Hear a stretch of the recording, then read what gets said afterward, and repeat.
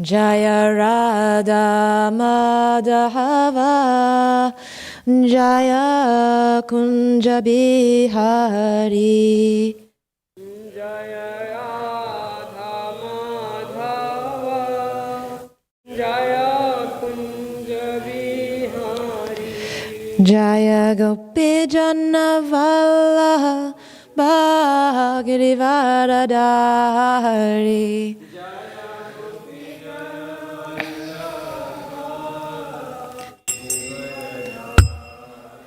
Jaya Gopi Jana Vallabha Girivardhari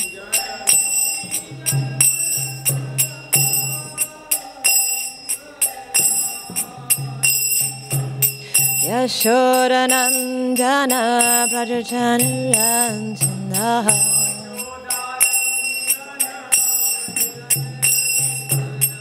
Yashoda Nandana Prajajanurantana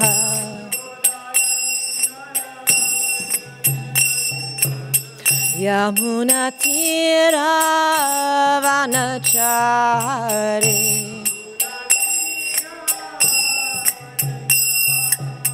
Yamuna Tira Vanachari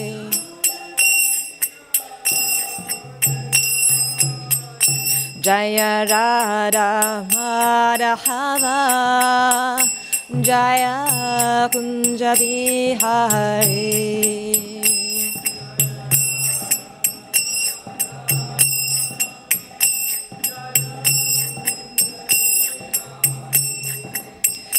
Jaya Gopi Jana Vallabha Girivardhari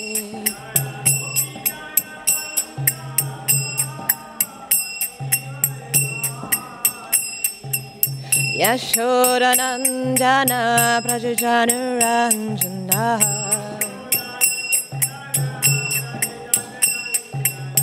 Yamuna Tira Vanachari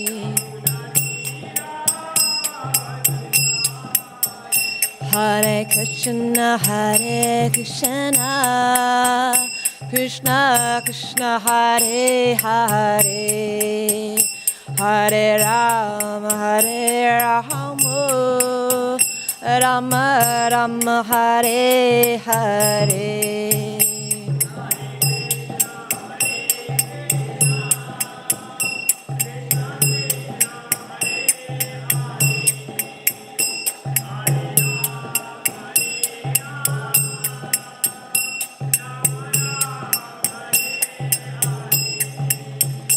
Hare Krishna Krishna Krishna Hare Hare Hare Rama Rama Rama Hare Hare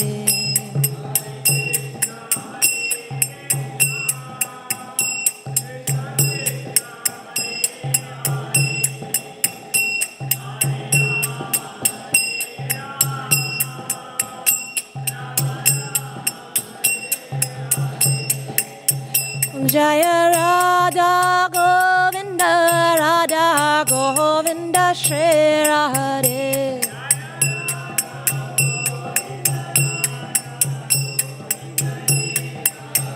Jaya Jaya Prabhupada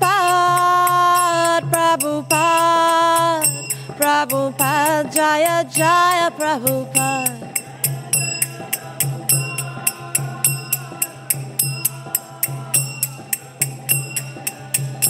Nitai Gora Pramanande Hari Hari Bo.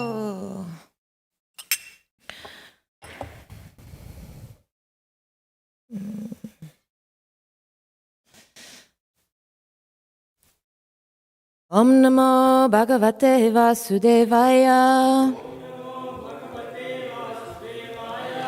Om Namo Bhagavate Vasudevaya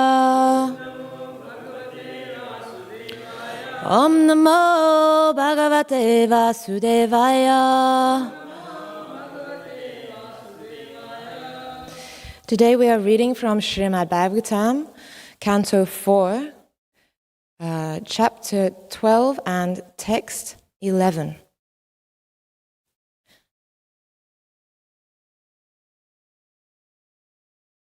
Sarvatmani achyut sarve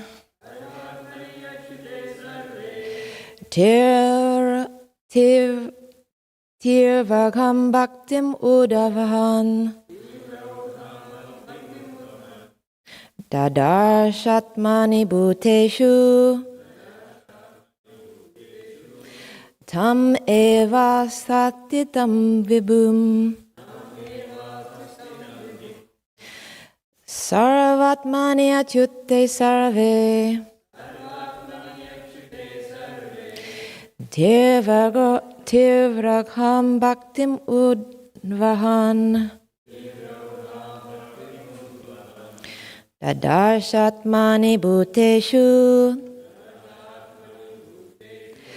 tam eva vashitam vibhum sarvatmani achyute sarve tirvakam bhaktim udvahan dadarshātmani bhuteshu tam eva vashitam vibhum. Please repeat.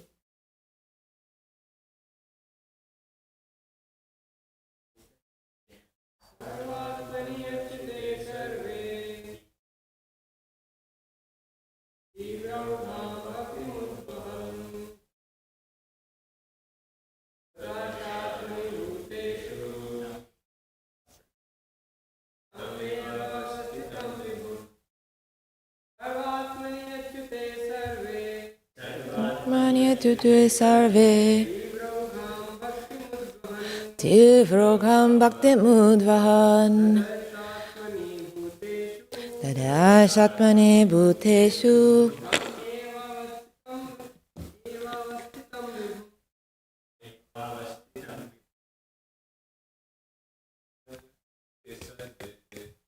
atmani achyute sarve tirvakam bhaktim udvahan dadarshātmani bhuteshu tameva vashitam vibhum sattvatmani achyute sarve tirvakam bhaktim udvahan dadarshātmani bhuteshu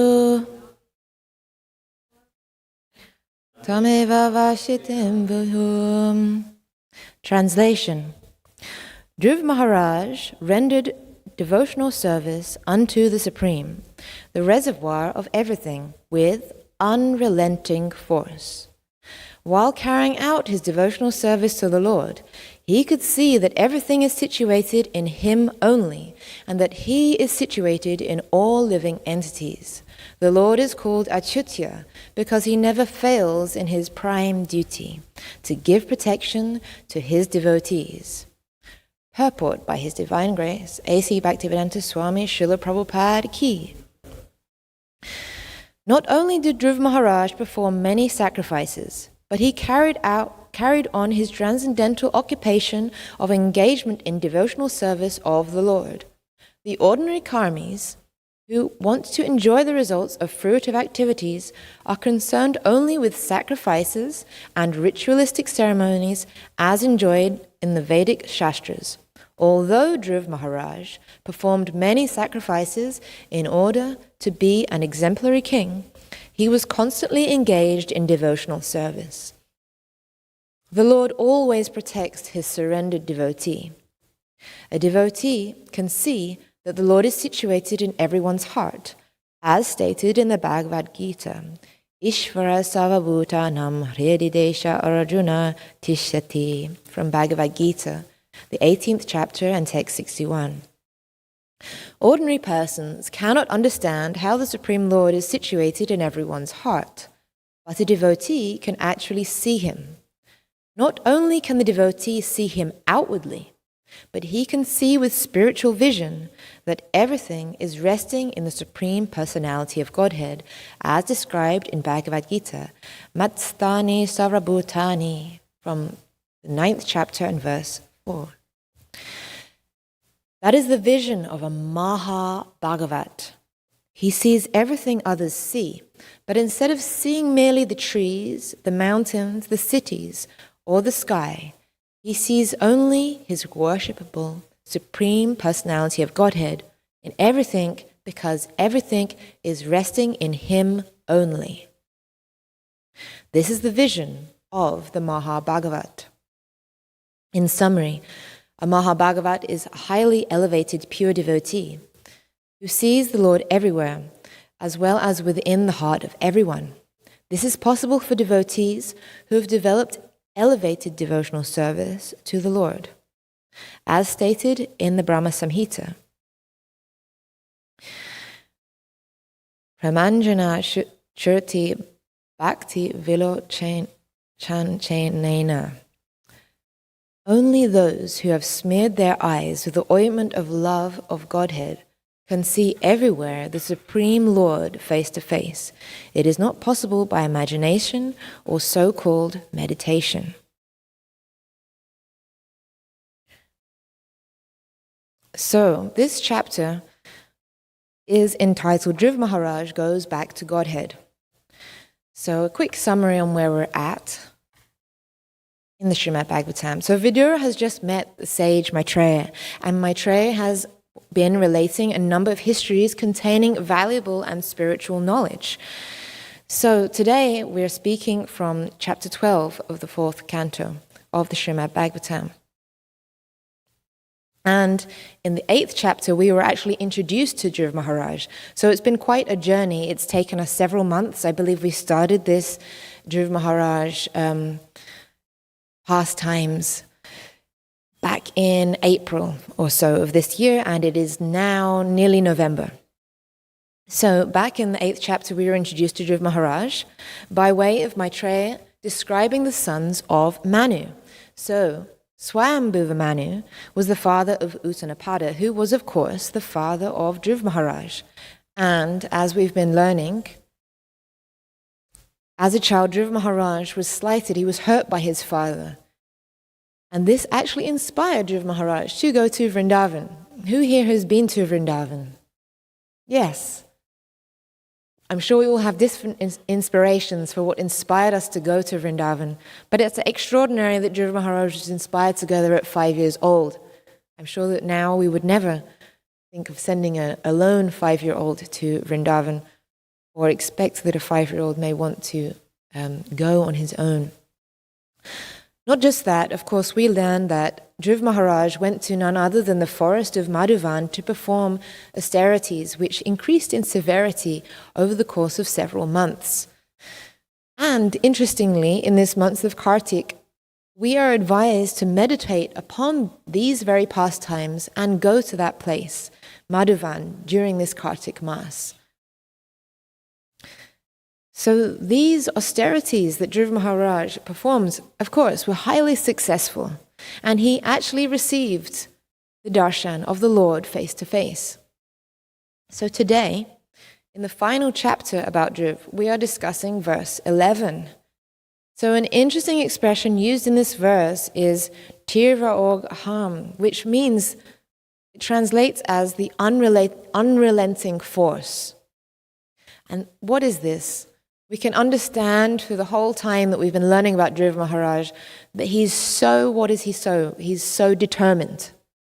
So this unrelenting force, this is expressing the level of Dhruv Maharaj's enthusiasm to undergo devotional service. So it's always so nice to reflect upon the great devotees and how it is that they became inspired and how that they were able to keep being enthusiastic and what was actually their motivation. Generally, every living entity is fully focused on improving their material situation. We see it everywhere, from the birds and the animals. What is the main activity they're doing throughout the whole day? trying to find food, trying to find shelter, etc. This is the basic things that creatures do in order to survive in the world. The same thing can be said for most people. Most persons are endeavoring to upgrade their material situation and accumulate more and more wealth. Everyone is basically on a spectrum of selfish, self-serving activities, and on the other end of the spectrum, service and savor to others. So this is the general spectrum for most human beings. Selfish activities, actually, what do they do? What happens when we do selfish activities? What do we accrue more and more of? We accrue more and more karma. And by, of course, all activities which are not done for the Lord accrue karma. But I'm talking about these activities which leads to the consequence being that we are restricted by various limitations in our next life.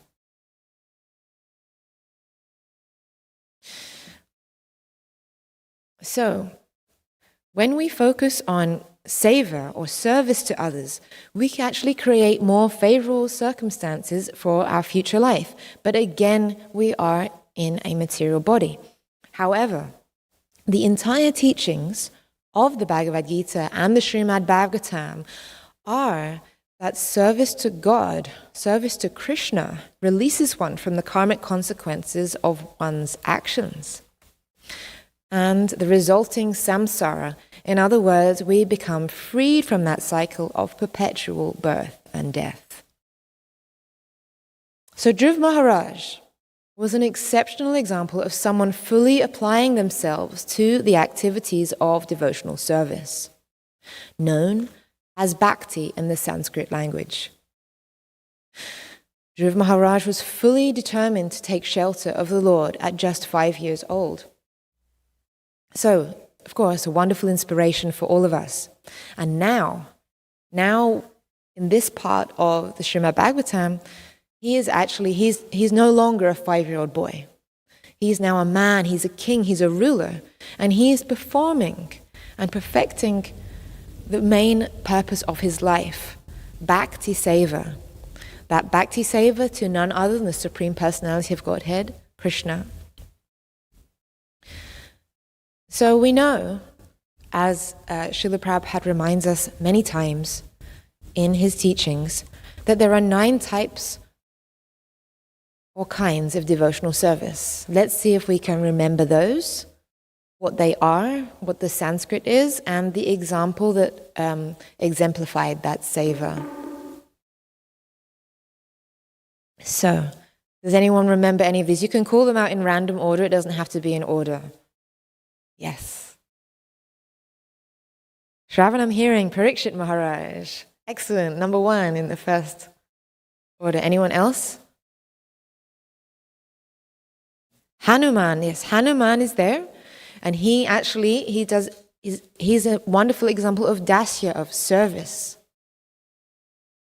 Maybe the personality coming, Sukadeva Goswami, what did he exemplify? Yes, kirtan, chanting.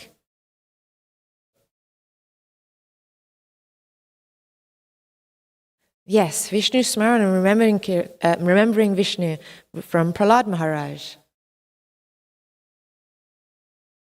Pada Sevanam, Lakshmi, seva to Krishna's feet.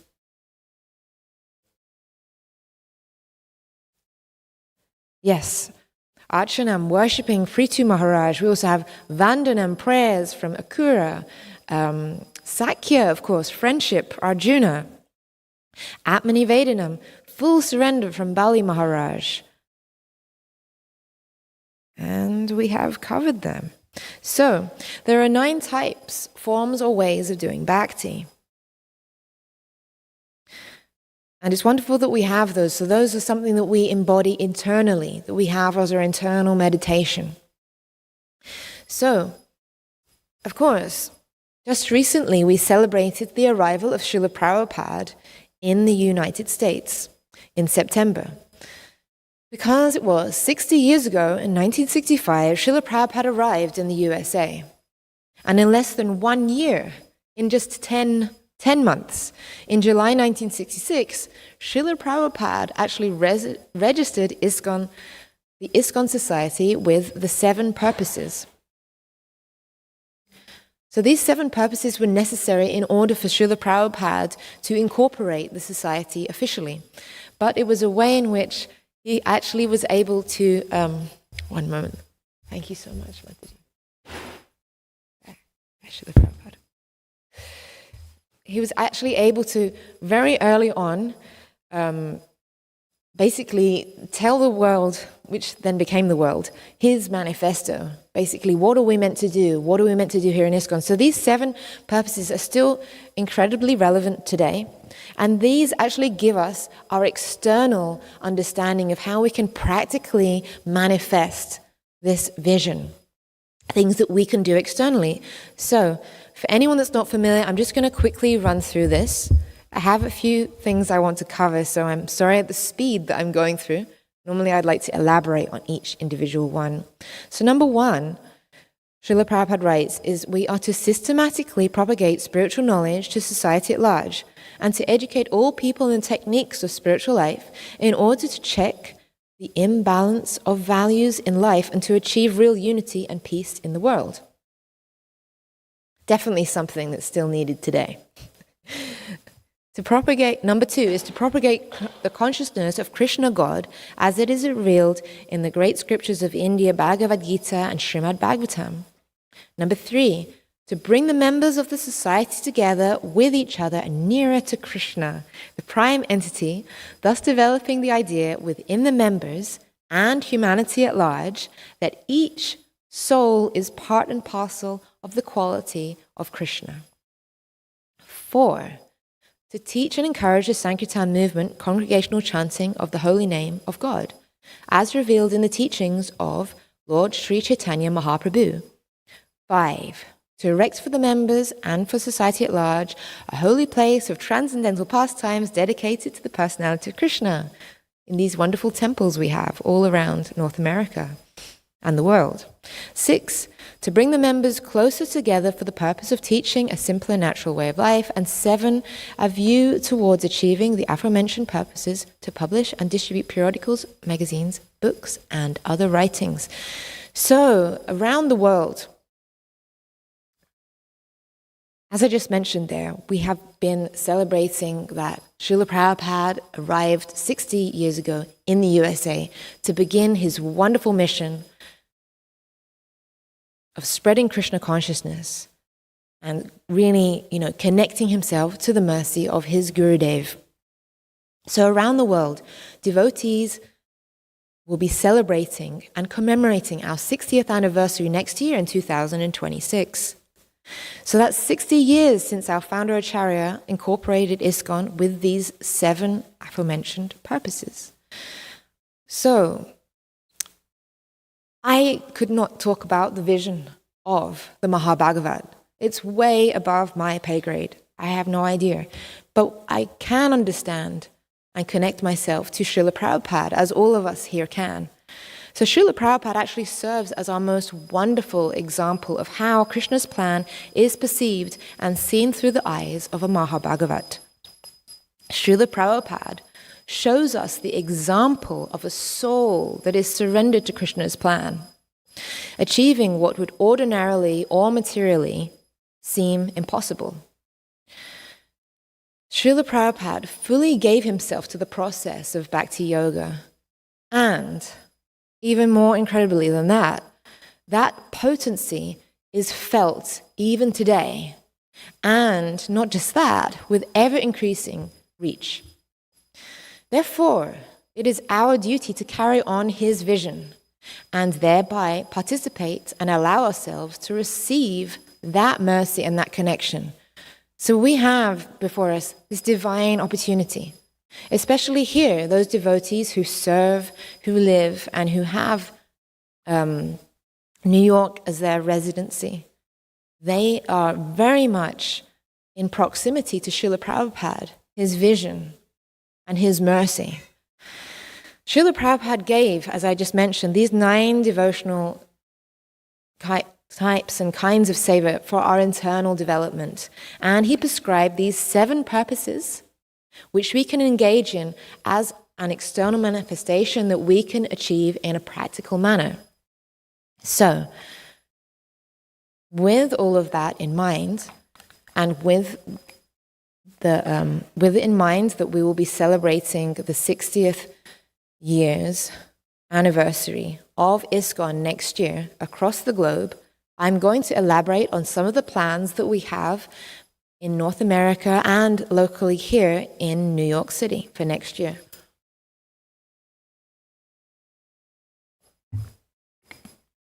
One of the primary things that we'll be focusing on is education. So this will be an education on ISKCON's history and Srila Prabhupada's story, so that each and every one of us who comes here to all of our temples across North America and the globe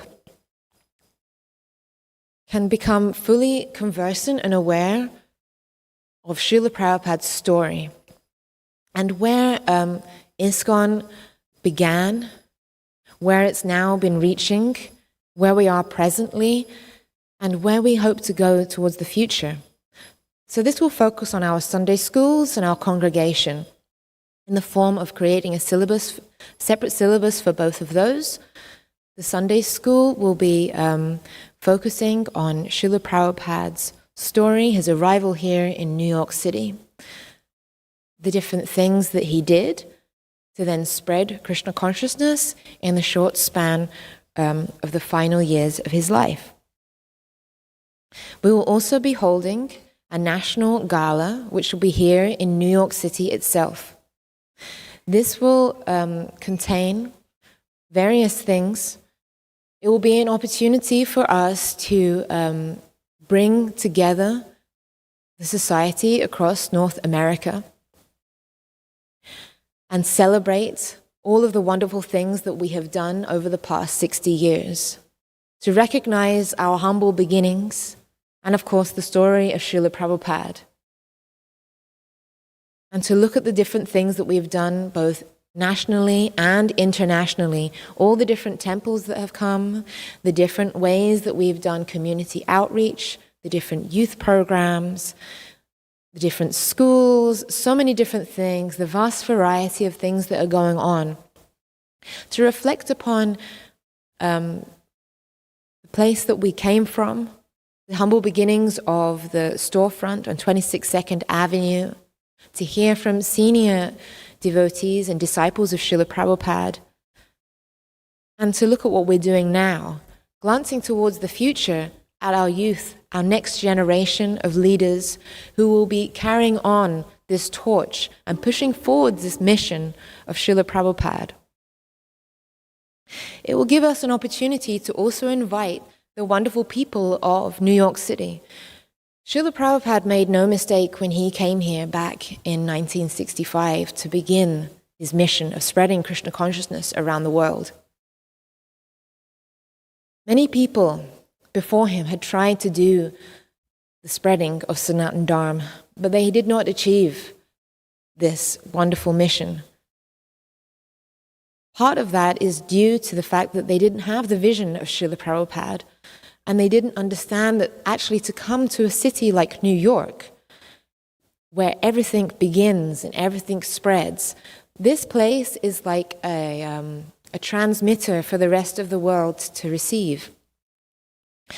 And it is actually known as the seat of the world. Everybody comes here. This is the place where so many important, prominent, influential people either are or pass through or begin to spread their message. And Srila Prabhupada is no different.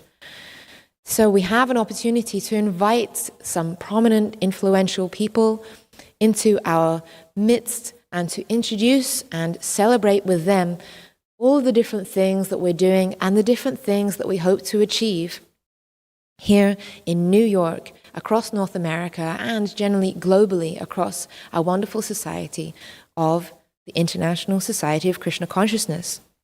And I'll be elaborating more on that shortly. So back to what we're doing here, the other plans for the 60th year anniversary. we'll be hosting kirtan festivals around North America. We are encouraging them to be 6-hour kirtan festivals to celebrate every decade that we've been, our fledgling movement basically has been around for. And of course, we will also be celebrating the 60th anniversary of that very first kirtan in Tompkins Square Park in October. We will also be having more promotion of Srila Prabhupada's Leela tour. I had the wonderful honor and privilege of just yesterday going out with His Grace Ram Roy Prabhu, who is our local guide for these tours. And we will be making this into a more interactive and online experience so that so many people can become aware of the different places that Srila Prabhupada went to and be encouraged to come here and make that pilgrimage. So this will expand to being open not just for local areas that we're doing here, but also across North America. We'll be encouraging different disciples of Srila Prabhupada and different well-wishers to come forward and present those pastime areas so that we can share them together in one place and create an interactive tour accessible via QR codes and online, bringing a greater audience to understand who is Srila Prabhupada and the different things that he went through and the ways in which he touched different ones of his disciples and well-wishers' hearts. We'll also be having an exhibition which will showcase our timeline of ISKCON and its national and international achievements. So, going back to the verses here, in yesterday's verse, we heard how Dhruv Maharaj performed many great sacrifices to please Krishna, who is, of course, the objective of all sacrifices. And Srila Prabhupada describes in the purport how Vaishyas and Kshatriyas used to accumulate their wealth and be taxed. And this was once used to perform great sacrifices. And of course, how this should still be used to perform great sacrifices. But how presently our leaders, they don't really have the time, our political leaders don't have the time to really think about the true welfare of the citizens and how they can become benefited by accumulating those taxes to actually perform great sacrifices, as was once done by the great kings. So that means that the people are not benefiting, they're not having a great benefit at large. Yes, there's some benefits that come from the different schemes that are presented for, the general education or different welfare projects, but it doesn't actually do the eternal benefit for the individual jivas. So therefore, Srila Prabhupada recommends in that purport from yesterday that all people should perform the Sankirtan Yagna, regardless of their position, and this, of course, comes without tax. It comes without expenditure. So, does anyone here know about 335 vision? Has anyone heard about 335 vision? Okay, just give me one moment whilst I'm going to put up on the screen here so that we can see. Can one of you help me to do the screen mirroring for this? Because I'm not sure I'll get it because it's on a. Do you know how I can do it for this one?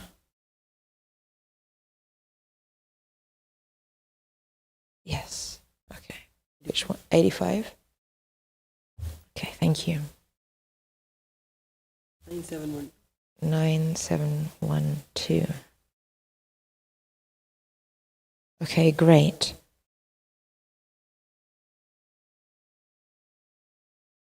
So, is there a way to make it the right size, or it has to be narrow like that? If I enlarge it here, it's still narrow, but enlarged.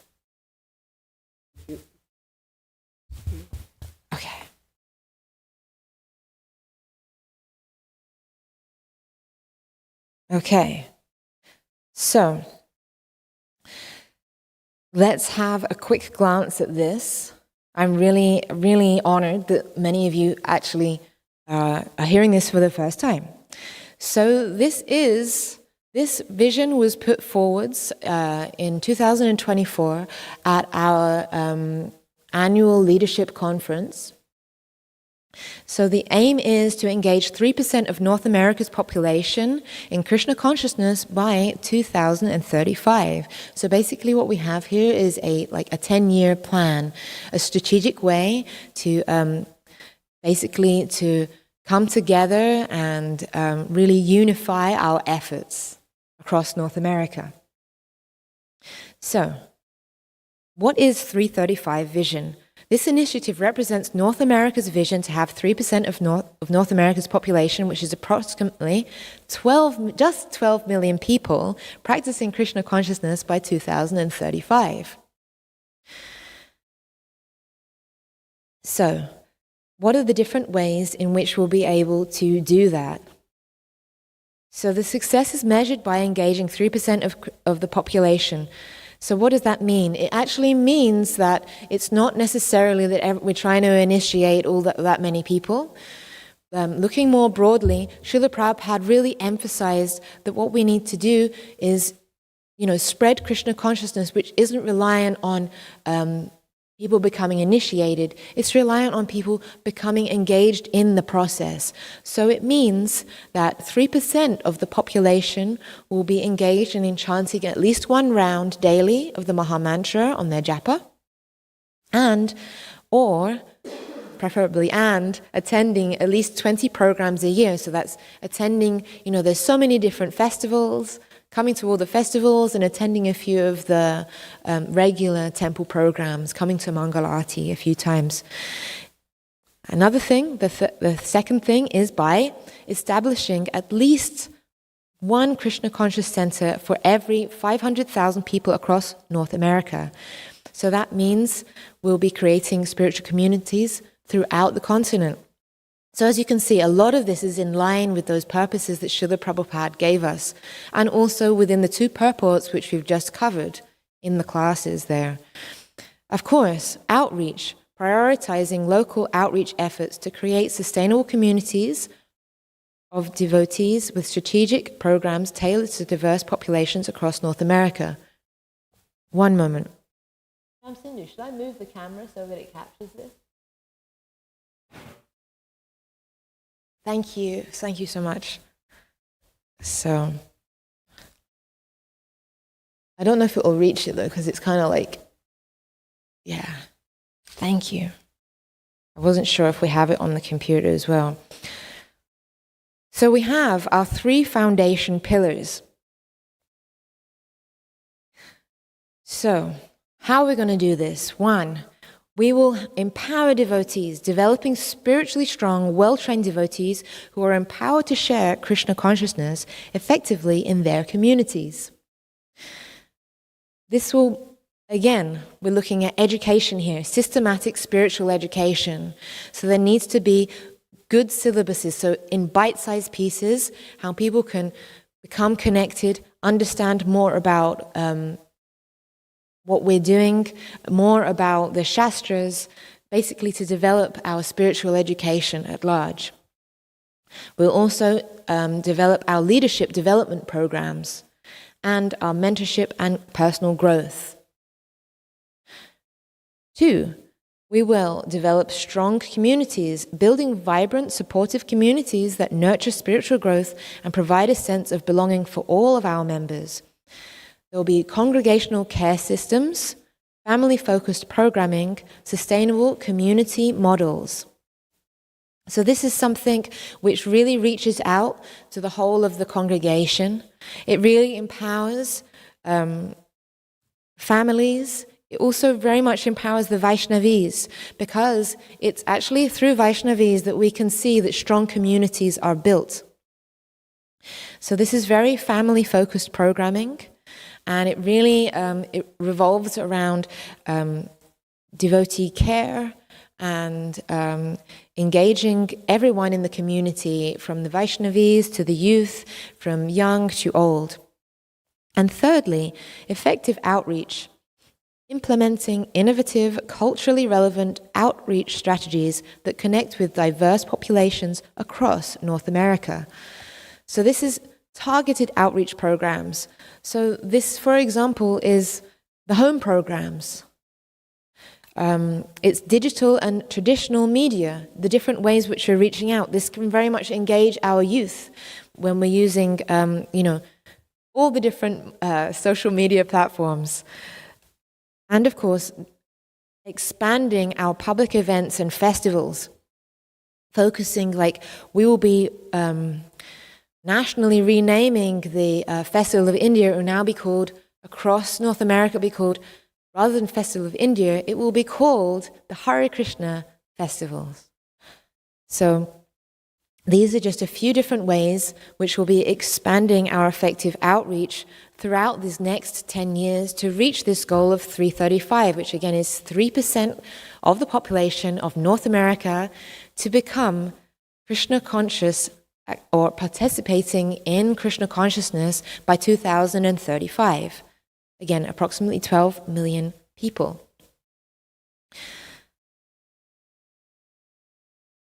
So, what have we done so far? We have actually opened more than 40 new centers since 2014. And 8 centers are under development.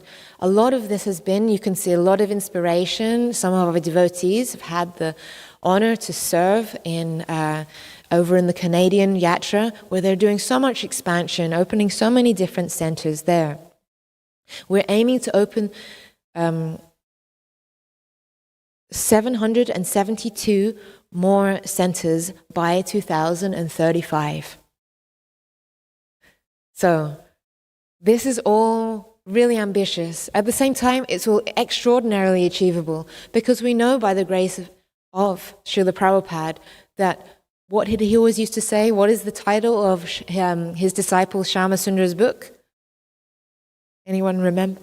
Chasing Rhinos with the Swami, exactly. Srila Prabhupada always encouraged us to aim big. He used to say, my problem is I can't think small. So if we want to be connected to that mercy, if we want to be able to receive some of that, and especially here, we're so close in proximity to Srila Prabhupada, then we need to aim big. We need to not see obstacles. We need to not be that obstacle of Krishna's plan. So, of course, book distribution will have an incredible increase in order to do this, because the two things, as we've seen, for example, in Canada, the two things go hand in hand. When you actually start to do more book distribution locally, then more people become interested locally, and then you can open more local centers, and then you spread like that. Then these larger temples, such as here, one of our prominent, if not most prominent, temple here in North America and the world, these will become like the main hubs, and then these smaller centers will be expanding our movement further and further out into the Grihastha community. This is the natural progression for ISKCON across North America and, of course, the world. So we can see here that we will be creating a lot of centers by 2035. And of course, Srila Prabhupada says, I request you and all other members of ISKCON to flood the world with Krishna consciousness centers and realize the prediction of Chaitanya Mahaprabhu, as many towns and villages there are, my name will be known. We heard just the other day on Saturday some of Srila Prabhupada's disciples expressing how their stories and memories of Srila Prabhupada. And we had one visiting disciple of Srila Prabhupada, Jai Madhava Prabhu. He actually said something that stuck with me, because he enunciated. He said, inundated. Now inundate, Srila Prabhupada said. So this word just stuck with me as a key meditation. Now inundate North America with Krishna consciousness, in that spirit of Srila Prabhupada, in the way that he showed us. You know, many of us here are young persons. We have so much ahead of us, whereas we're hearing from the senior devotees, from Srila Prabhupada's disciple on Srila Prabhupada's disappearance day, as is our culture to hear from his disciples on that day. We're hearing their memories, we're hearing the stories, the different things which inspired them when they first met Srila Prabhupada, or when they had managed to have some interaction, some conversation, or they were giving some service to Srila Prabhupada. We hear about the things that inspired them. And now it is, you know, this duty is passing to the next generations to carry on this. It is our responsibility to carry this on. So, we have key initiatives which are already underway, 8 strategic programs driving our 335 vision. These initiatives form the backbone of the strategy to engage 3% of North America's population in Krishna consciousness by 2035.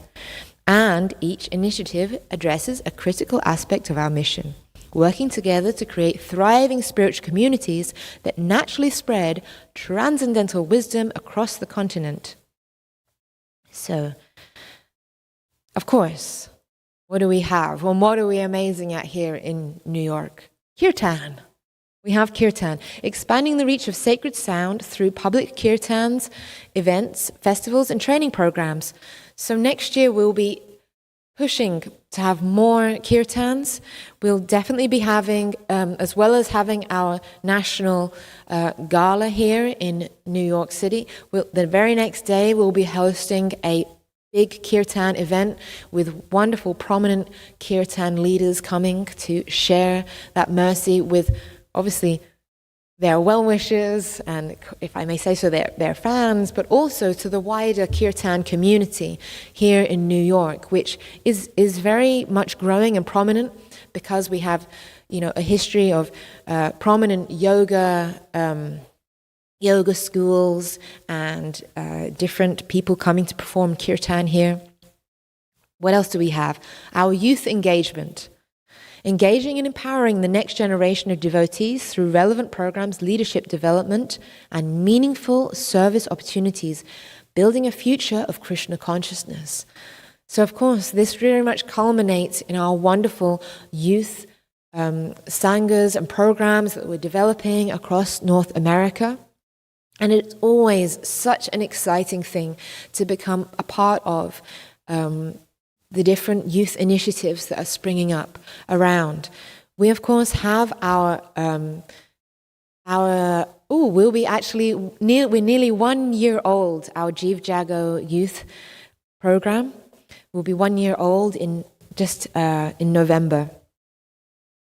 So that's an exciting milestone for us here in New York. Another thing, congregational development. Building strong, engaged congregations through systematic care, education, and empowerment.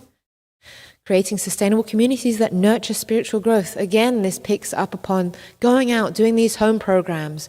The wonderful things I can see. Arjun Ananda's there discussing with one of his students. They're doing so many wonderful things here in the New York area. It's also about student programs. Going out and doing student outreach.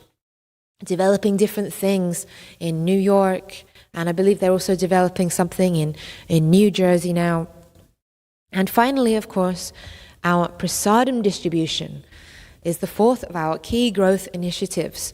Sharing Krishna's mercy through sanctified vegetarian food distribution programs. We have a wonderful, new, fresh outlook with our Kadamba Cafe here, and we will also be trying to spread more and more, like by supporting the different devotees here in New York City who are doing the different Hare Krishna food distribution programs.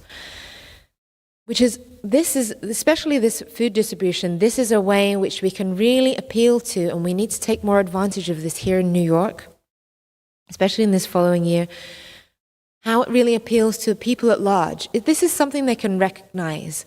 Lots of people influential people, successful business persons in New York, they are more recognizing philanthropy than spiritual advancement. They understand, they can see and understand and support something like feeding the hungry. Of course, we're feeding the hungry soul as well as the outer covering, the body.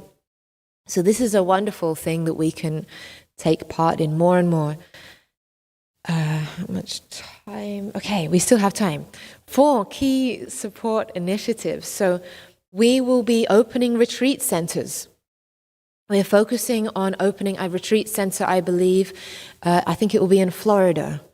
Education, very much an emphasis. Systematic educational programs for all ages and stages of spiritual development. So they'll be focusing both internally for those who are living in the ashram, but moreover, the majority of us now, our congregation, our householders, our young, very young people, our youth. Administrative support, creating more systems, training leaders, and creating resources that empower effective management. Very important. Devotee care, comprehensive support systems for physical, emotional, and spiritual well-being of devotees. We're very fortunate that actually the devotee care minister for North America is actually living in New York City. So, finally, why does this matter?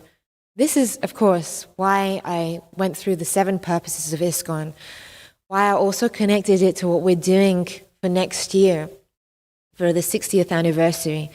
It's very much connected to Srila Prabhupada's mission. And there's no one else connected more to Srila Prabhupada's mission than the devotees here in New York. Right? We have to all agree on that. So fulfilling Srila Prabhupada's vision of making Krishna consciousness accessible to everyone by building not only temples, but also character, transforming hearts, homes, and culture. So this is something which is accessible on every single level. We're thinking big, but we're also thinking big we're trying to reach out to those hearts. We're trying to change the hearts of different individuals, speak to their minds, bring them closer to the association of Krishna. It is a very practical extension of Srila Prabhupada's vision to unite and organize strategically and inspire deeply and empower sustainably.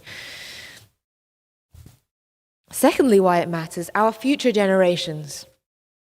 Creating sustainable spiritual communities that will nurture and support future generations of devotees, passing down vibrant traditions of bhakti and equipping them to carry forward Srila Prabhupada's mission. We're a very important milestone in the history of ISKCON. This is a very important element because it's that energy. Remember, when we see those images, those famous videos of Srila Prabhupada beginning this movement here in New York, what age are all of those devotees? Anyone know? Anyone care to guess how old they are? The very first disciples when they began, they're in their 20s.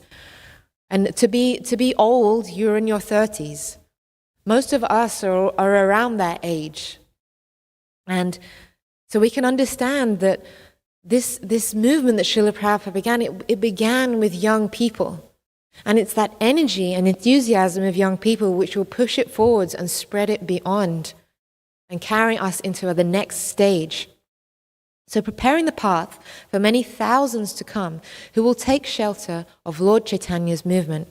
And, of course, spiritual renaissance. Who here remembers when Radhanath Maharaj was coming here, when we first started this project here in New York back in 2018, 2019, His Holiness Radhanath Maharaj was calling this the Srila Prabhupada Renaissance. So here we have the spiritual renaissance. So what we're doing here is a renaissance of Srila Prabhupada, of his spirit, of empowering young people, spreading Krishna consciousness, doing more Harinam Sankirtan, and really bringing people in to see Shri Shri Radha Govinda. sparking a North American renaissance in Krishna consciousness that can transform society and provide a foundation for the upcoming golden age in Kali Yuga, creating positive spiritual transformation in a society increasingly seeking deeper wisdom and authentic spiritual connection. Anyone who goes out on book distribution knows this. Everyone's seeking for something. We have what they're seeking for. We just need to find strategic and methodical ways to introduce them to the thing that they're searching for. So Srila Prabhupada says, our program is to start as many branches as possible to spread this Krishna consciousness movement, and it is very easy.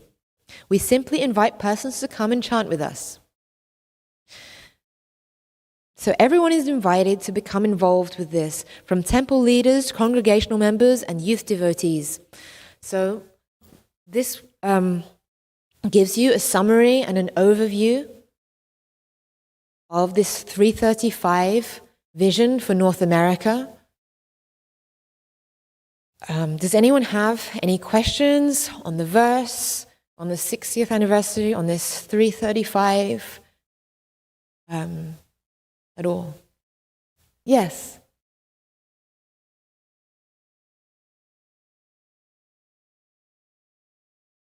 Very interesting question. Did you know that your Guru Maharaj asked exactly the same question just a couple of months ago at our leadership conference? And as of yet, as I understand it, we do not have the precise number. But it's a very good question, because otherwise, how can we actually understand our progress? Because, and I'm very happy that you asked that question, because your Guru Maharaj asked that question because, of course, that's how you quantify how many books are going out. So in order to do that, we need to understand what is our number right now. Some devotees have tried to approximate this by the number of temples and number of things, but we do not have an official number, and we are waiting for that official number to come from our digital and congregational ministries, I believe.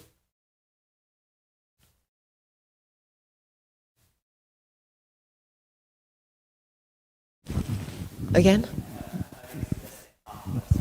It's not so sure. Right now, we think we may have 0.5% of the population. Or the less. Or maybe less. Yes. We need to actually find a way to measure this in the criteria that's given here, which is it's not about initiated devotees or specifically the number of people we have in our congregation. It's about every person. It's the congregation, the people who are in all the different outreach programs, including the student outreach, including the different kirtans, the yoga studios that we do, like trying to bring all of them in and encourage them to, begin chanting one round daily, or to come to our temple programs.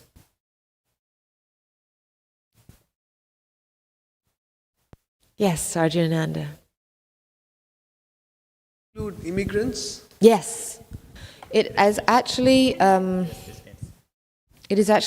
that it says that half of that. Does it have it in this particular one?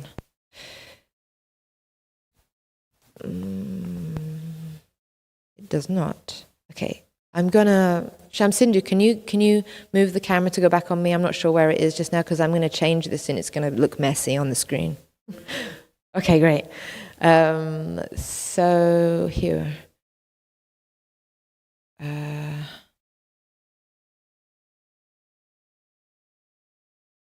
Where is it? Maybe it's... So basically it's understood, and I have to use my memory now. Basically it's understood that a quarter, or basically a half of that 3% will come from Indians and Nepalis who are like interested but need to be more engaged in the whole process by, committing and developing that desire to chant one round daily or coming more over to the programs 20 times annually. So yes, You're doing very nicely, Arjunananda. You're very much expanding. Approximately how many are coming to the... Soon we'll be having our monthly youth festival for our Bhaktivedanta youth services. So approximately, what is your reach looking at now? Something like?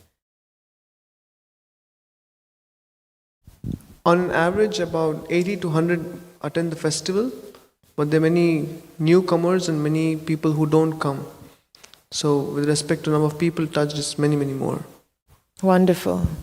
And it's always expanding.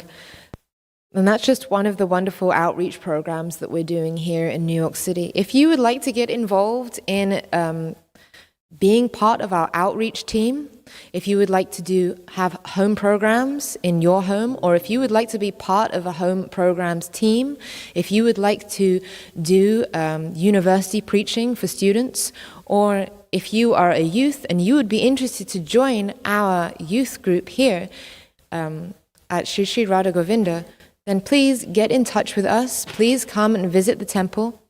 And just let it be known that you're interested. There will always be somebody at the front desk who will be able to take your name and contact information. Thank you so much.